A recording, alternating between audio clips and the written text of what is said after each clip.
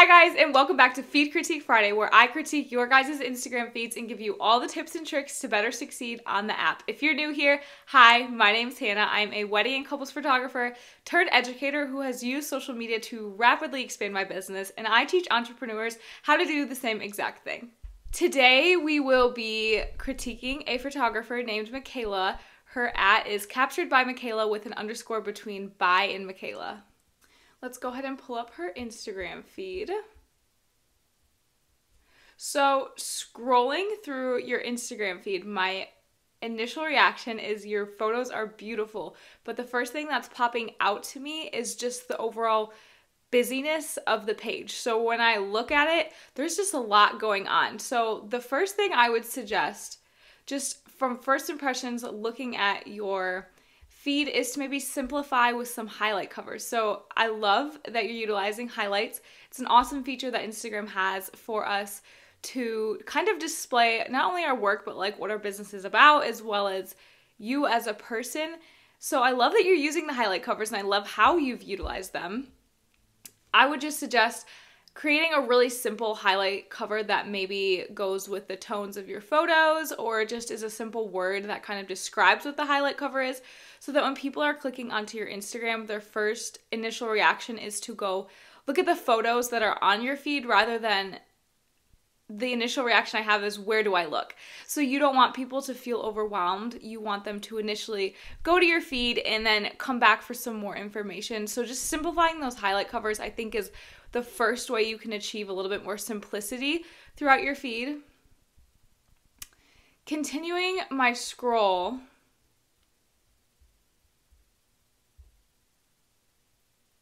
I noticed that you use a lot of different fonts throughout your stories.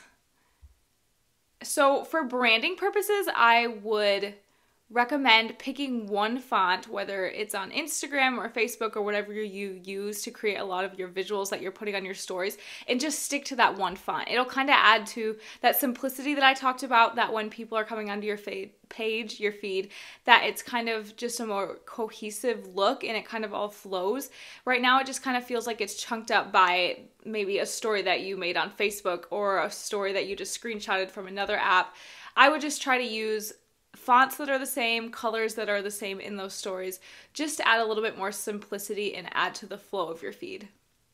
Another thing that pops out to me right away is that you are utilizing a bio, which is so awesome, but I don't see anywhere on your page where your business is located or where you are serving. So to reach more clients, I would recommend adding in your bio that keyword of the state or the city that you service, just so that if people are to go into Instagram and search, let's say Michigan photographer, for me is what it would be, your Instagram is going to pop up. Right now, if they're to search your location photographer, nothing is going to come up because you don't have that keyword in your bio. So utilizing keywords in your bio on maybe what type of photography you like to shoot or where you are service is going to bring in a ton of potential clients. Continuing on in my scroll, I see and notice that your page has a lot of consistency in your photos, which is so awesome. I love that your tones are somewhat consistent and the type of photography you're shooting is consistent, but the one thing that's popping out to me is that there's almost too much consistency among the photos on your feed. And what I mean by that is that almost every post that I'm scrolling through, your subject is smack dab in the middle or the center of the photo and takes up about 75% of the frame, I would say. So to make your feed more visually appealing and interesting, I would suggest alternating between these pictures that you have that take up a lot of the frame and are like closer up shots, and then alternate that between a far away shot. It just kind of adds more dynamic, I would say, into your Instagram feed.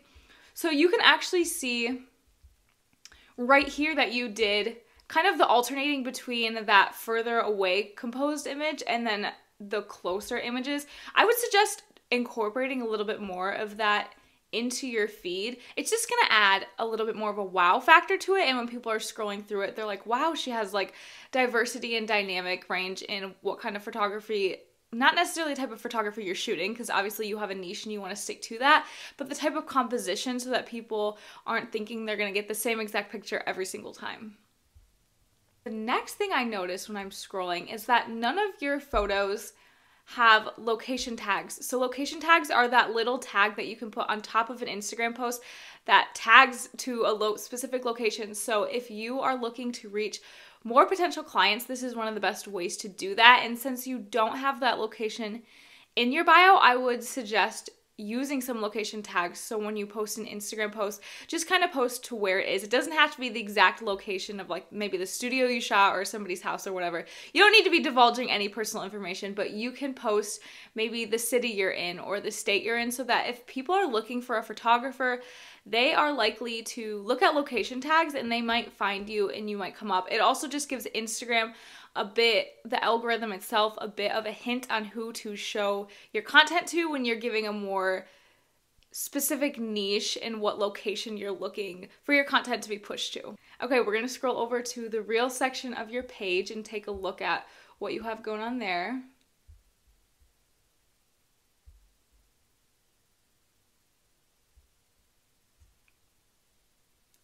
Okay, I love these reels. They're awesome. The one thing I notice is looking at your hashtags. It's great that you're using them, but I would try to use some more niche specific hashtags than the ones you're using. So instead of hashtag Midwest, try replacing that with something like hashtag Midwest photographer, because that's more specific to your niche. And not only is Instagram going to have a little bit more of an idea of who to push your content to, it also is going to get your content seen by the right people. As far as like if somebody is to search Midwest photographer because they're looking for a Midwest photographer, your content is going to come up. But if I am a potential client who's on Instagram, likely I'm not just going to search the hashtag Midwest. So if you use those more specific hashtags, you're likely to not only reach a wider audience, but a more specific audience that is who your target audience should be.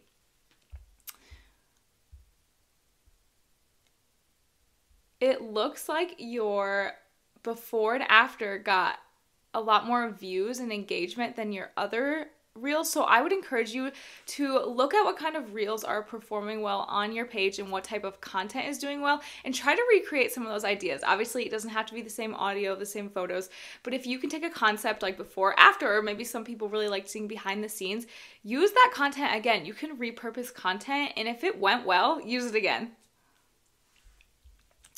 And again, with the hashtag strategy, I would just continue to narrow them down a bit and try to use more specific hashtags and replacing some hashtags like hashtag engaged with engagement photos or engagement photographer. Like I said, if people are looking specifically for a photographer, they're going to search those more specific hashtags than if they just go on hashtag engaged. Not only are there like millions of posts on hashtag engaged, so your posts will likely get lost, it's just for search purposes. If people are looking for like an engagement photographer, they're more likely to search engagement photographer than hashtag engaged. Let's see. The last critique I would have on your reels is to make sure that you're using Instagram dimensions. So what I mean by that is if you put a landscape photo into Instagram Reels, it's going to have that black space that you're seeing. It doesn't fit the dimensions that Instagram is trying to push to their audience. So to avoid this, if you have those landscape photos that you really want to be posting on Reels, I would just rotate it so that it's in portrait, and then maybe just put text on the screen that says like rotate your phone this way or something, just because Instagram pushes quality content and their algorithm can recognize when you're leaving gaps or like have low quality uploads to their app. They're not likely to push that content as much as if you're following their dimensions and sticking to that quality content, quote unquote, that they want to see created on their app. Overall, I think you're on the right tracks in regards to what type of content you're creating. I would just hone in and try to improve the overall presentation of your feed. So your work is awesome, the type of content here is awesome. Just work on how you're presenting those ideas in your work. So just simplifying things and working on cleaning up the appearance of your feed. I think you're gonna see a lot of people staying on your feed longer and a lot of potential clients coming in that way. As always, you guys, my intent for this series is for you guys to learn from the critiques that I give these creators and implement them into your strategies. If you are feeling brave and would like to have your own feed critiqued, feel free to leave me a comment in the comment section below and leave your Instagram handle. I will add you to the list of feeds that I'll be critiquing. If you found this video helpful, I would love if you could give it a thumbs up, subscribe, and I will see you guys next week for more Feed Critique Friday.